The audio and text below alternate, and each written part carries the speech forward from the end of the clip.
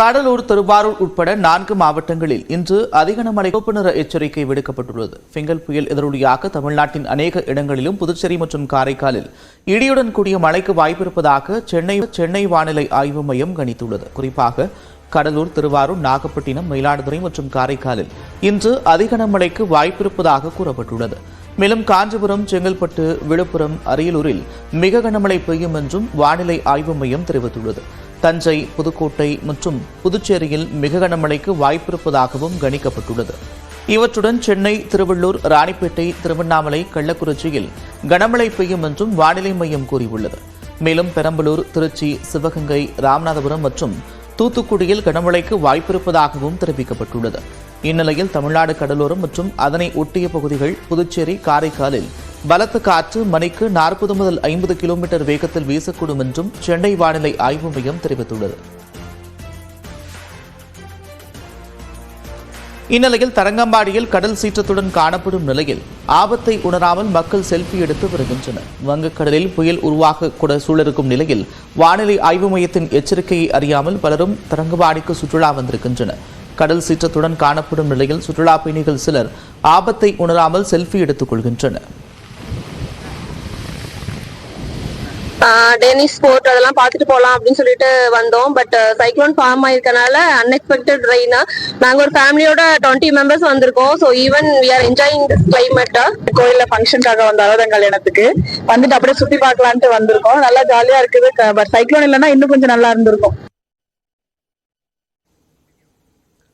திருவாரூர் மாவட்டம் திருத்துறைப்பூண்டி அருகே தோப்பட்டி திடல் பகுதியில் தொடர் கனமழையால் சம்பா நெற்பயிர்கள் நீரில் மூழ்கி சேதமடைந்திருக்கின்றன. இதேபோன்று திருத்துறைப்பூண்டி மற்றும் அதன் சுற்றுவட்டார பகுதிகளிலும் 2000 ஏக்கர் சம்பா நெற்பயிர்கள் நீரில் மூழ்கி இருக்கின்றன.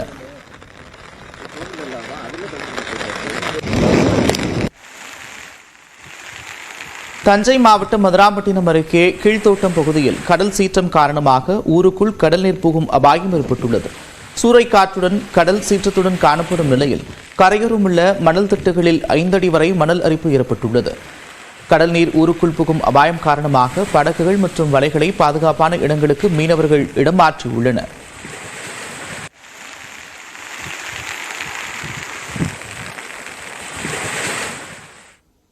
திருவாரூர் மாவட்டத்தில் சுமார் 750 ஏக்கரிலான நெற்பயிர்கள் சேதமடைந்திருப்பதாகவும் பாதிக்கப்பட்ட விவசாயிகளுக்கு நிவாரணம் வழங்க உரிய நடவடிக்கை எடுக்கப்படும் என்றும் அமைச்சர் TRB ராஜா தெரிவித்திருக்கிறார்.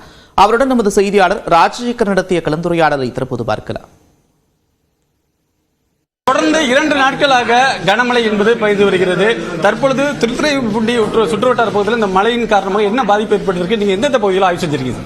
மாண்புமிகு முதலமைச்சர் அவர்களின் திராவிட மாடல் ஆட்சியில் தொடர்ந்து குறிப்பாக டீசல்டிங் ஒர்க் எல்லாமே மிக சிறப்பாக நடந்ததுனால இப்போ இந்த முறை நீங்கள் பார்த்தீங்கன்னா கடந்த மழைகளுக்கெல்லாம் நீங்கள் விட இந்த மழை காலத்தில் எல்லா பக்கத்துலேயும் வடிகால்கள் நல்ல தூர்வாரப்பட்டதுனால தண்ணீர் நிற்காம வடிஞ்சுக்கிட்டு இருக்கு. மழைநீர் நெல் பயிர்கள் அதிக அளவில் தேங்கி இருக்கு. அந்த மழைநீரை வடிக்க என்ன சார்? இப்போ வரைக்கும் எந்த இடத்துல பெரிய பாதிப்புன்ற அளவுக்கு இப்போ நான் எதிர்க்கட்சி தலைவர் அவர்கள் கூட ஏதோ ஒரு ட்வீட்லாம் போட்டிருந்தாங்க 1500 ஹெக்டர்.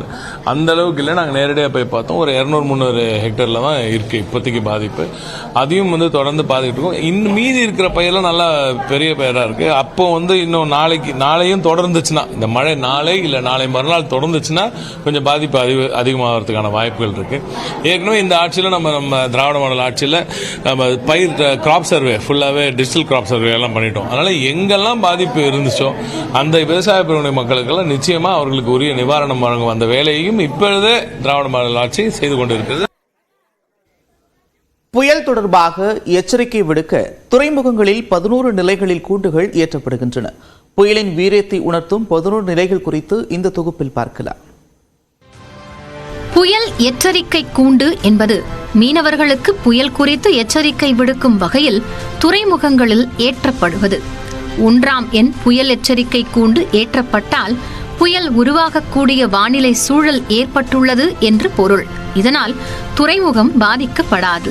ஆனால் பலமாக காற்று வீசும் என பொருள். அதாவது 60 கிலோமீட்டர் வேகத்தில் காற்று வீசக்கூடும். புயல் உருவாகியுள்ளது என எச்சரிக்க 2ஆம் எண் கூண்டு ஏற்றப்படுகிறது. இந்த எச்சரிக்கையை கண்டால் துறைமுகத்தை விட்டு கப்பல்கள் வெளியேற வேண்டும். 60 முதல் 90 கிலோமீட்டர் வேகத்தில் காற்று வீசக்கூடும். திடீர் காற்று மற்றும் மழை உருவாகக்கூடிய சூழல் நிலவும் போது 3ஆம் எண் புயல் எச்சரிக்கை கூண்டு ஏற்றப்படும். துறைமுகத்தில் மோசமான வானிலை ஏற்பட்டிருந்தால் அதனை அறிவிக்கும் வகையில் 4ஆம் எண் எச்சரிக்கை கூண்டு ஏற்றப்படும். துறைமுகத்தில் இருக்கும் கப்பல்களுக்கு ஆபத்து என்பதை தெரியப்படுத்த இது உதவும்.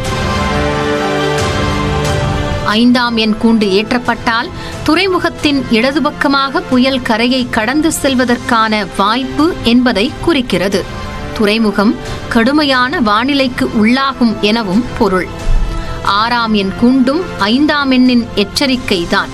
ஆனால் துறைமுகத்தின் வலது பக்கமாக புயல் கரையை கடந்து செல்லும் என பொருள். துறைமுகங்கள் வழியாகவோ அல்லது அதற்கு மிக அருகிலோ புயல் கரையை கடக்கும் என்பதை அறிவிக்க 7ஆம் எண் கூண்டு ஏற்றப்படுகிறது. 8ஆம் எண் புயல் கூண்டு ஏற்றப்பட்டால் மிகுந்த அபாயம் என பொருள். அதாவது புயல் தீவிர புயலாகவோ அல்லது அதிதீவிர புயலாகவோ உருவெடுத்துள்ளதை உணர்த்தும். அப்போது துறைமுகத்தின் இடது பக்கமாக புயல் கரையை கடக்கும் என்றும் எச்சரிக்கப்படுகிறது. 90 முதல் 120 கிலோமீட்டர் வேகத்தில் காற்று வீசக்கூடும். 9ஆம் எண் புயல் கூண்டு புயல் தீவிர புயலாகவோ அல்லது அதிதீவிர புயலாகவோ உருவெடுத்துள்ளது என்று பொருள். மேலும் துறைமுகத்தின் வலது பக்கமாக புயல் கரையை கடந்து செல்லும். 10ஆம் எண் புயல் எச்சரிக்கை கூண்டு விடுக்கப்படுமானால் அதி தீவிர புயல் உருவாகியுள்ளது என்றும் அது துறைமுகம் அல்லது அதன் அருகே கடந்து செல்லும் பெரிய அபாயம் ஏற்பட்டிருப்பதாகவும் அர்த்தம். மணிக்கு 90 கிலோமீட்டர் அல்லது அதற்கு மேலான வேகத்தில் காற்று வீசும். 11ஆம் எண் புயல் எச்சரிக்கை தான் உச்சபட்சமானது. இந்த எச்சரிக்கை விடப்படுகிறது என்றால் வானிலை எச்சரிக்கை மையத்துடனான தகவல் முற்றிலுமாக துண்டிக்கப்பட்டுள்ளது என பொருள். சென்னையில் அதிகாலை தொடங்கி பிற்பகலிலும் குளிர்ச்சியான சூழல் நிலவி வருகிறது. மேலும் மெரினாவில் கடல் சற்று சீற்றத்துடன் காணப்படுகிறது. இந்நிலையில் நடுக்கடலில் போடப்பட்டிருந்த மிதவை கொண்டு விவேகானந்தர் இல்லம் எதிரே கடற்கரை மணலில் கரை ஒதுங்கியது.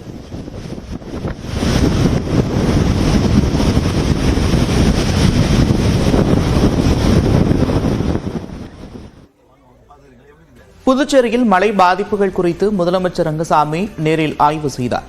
கடற்கரை பகுதியில் பொதுமக்கள் செல்வதை தடுக்கும்படி காவல்துறையினரை அறிவுறுத்தியிருக்கிறார். மேலும் கடற்கரையில் உள்ள பழைய சாராய ஆலைகள் கட்டப்பட்டு வரும் ஒருங்கிணைந்த வணிக வளாகத்தில் துணைநிலை ஆளுநருக்காக தற்காலிகமாக கட்டப்பட்டு வரும் அலுவலகத்தையும் முதலமைச்சர் ரங்கசாமி ஆய்வு செய்தார்.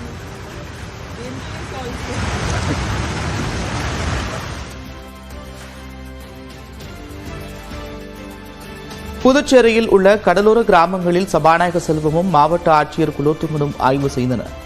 நல்லவாடு, பனித்திட்டு, பிள்ளையார்குப்பம், புதுக்குப்பம், பூர்ணாங்குப்பம், கொருக்குமேடு உள்ளிட்ட கிராமங்களில் அவர்கள் நேரில் ஆய்வு செய்தனர். அப்போது நல்லவாடு பகுதியில் உள்ள மீனவர்கள் படகுகள் மற்றும் மீன்பிடி சாதனங்களை பாதுகாப்பாக நிறுத்தி வைக்க தற்காலிக இடமும் ஏற்பாடு செய்து கொடுக்கப்பட்டுள்ளது.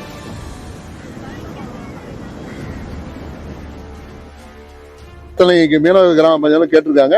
அதனுடைய இது வந்து இன்னைக்கு பெங்களூர்ல இருக்கின்ற ஆய்வு மையம் நம்முடைய புதுச்சேரியை அதை மையப்படுத்தி அவர்கள் கொடுத்த அறிக்கையின் அடிப்படையில் விரைவில் அதுக்கான முயற்சி துவங்கப்பட இருக்கிறது. நிரந்தரமாக மீனவ மக்களுடைய தீர்வாக அது இருக்கும். அந்த தூண்டில் வளையம் மட்டும்தான் அவர்களுடைய நிரந்தர தீர்வாக இருக்க வேண்டும் என்று மாண்புமிகு மக்கள் முதல்வர் அவர்கள் கூறியதன் விளைவாக அதற்கான ஏற்பாடு மாண்புமிகு பொதுப்பணித்துறை அமைச்சர் உள்ளிட்ட அதிகாரிகள் அதற்கான வேலைகளும் இன்றைக்கு செய்து கொண்டிருக்கிறார்கள். ஃபிஷர்மேன்ஸ் யாரும் கடலுக்கு போக வேணாம்னு ஏற்க சொல்லியிருக்கோம். நம்ம புதுச்சேரியில் இப்போ யாரும் கடல்ல இல்லை, எல்லாருமே ஷோருக்கு வந்துட்டாங்க. ஸோ அடுத்த எச்சரிக்கை வரப்படி யாரும் கடலுக்கு அவங்க போக மாட்டாங்க. ஒவ்வொரு ஏரியாவிலையும் கர்ப்பிணி பெண்கள், வயது முதிர்ந்தவர்கள், உடல் ஊனமுற்றவர்கள் அவங்க எல்லாமே ஐடென்டிஃபை பண்ணி அவங்கள நிவாரணம் கொண்டு வரதுக்கு ஏற்பாடு பண்ணியிருக்கோம். அதே மாதிரி இந்த பிரெக்னன்சி உமன் யாராவது இருக்காங்க, இந்த 1 வீக்ல யாராவது இருக்காங்கன்னு அவங்களுடைய லிஸ்ட்லாம் எடுத்துட்டு அவங்கள முன்னெச்சரிக்கை நடவடிக்கை முன்னாடியே ஹாஸ்பிட்டல் கொண்டு வரதுக்கான ஏற்பாடுகளும் நம்ம சுகாதாரத்துறை மற்றும் சோசியல் வெல்ஃபேர் டிபார்ட்மெண்ட் மூலமா பண்ணிட்டு இருக்கோம். விழுப்புரம் மாவட்டம் மரக்காணம் ஓங்கூர் ஆற்றில் ஏற்பட்ட வெள்ளப்பெருக்கு காரணமாக 5க்கும் மேற்பட்ட கிராமங்களுக்குள் போக்குவரத்து துண்டிக்கப்பட்டிருக்கிறது. இதனால் புதுக்கோட்டை, அகரம், மண்டகப்பட்டு உள்ளிட்ட கிராமங்களைச் சேர்ந்த மக்கள் காஞ்சிபுரம் மாவட்டம் சூனாம்பேடு வழியாக 25 கிலோமீட்டர் தூரத்திற்கு சுற்றிச் செல்லும் நிலையில் இருக்கிறது. இந்நிலையில் 2 ஆண்டுகளாக ஆமை வேகத்தில் நடைபெற்று வரும் ஓங்கூர் உயர்மட்ட மேம்பால பணியை விரைந்து முடிக்க வேண்டும் என்று பொதுமக்கள் கோரிக்கை விடுத்துள்ளனர்.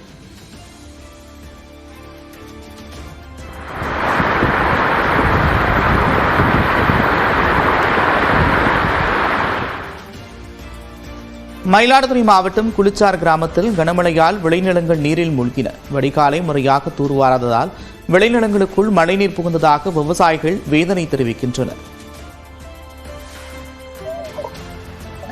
என்னோட நடவு நட்டது பாத்தீங்கன்னா கிட்டத்தட்ட ஏக்கருக்கு 30,000 செலவு பண்ணி நட்டுருக்கோம். 25 நாளா தண்ணியிலவே கடந்து அது அழுகி போச்சு.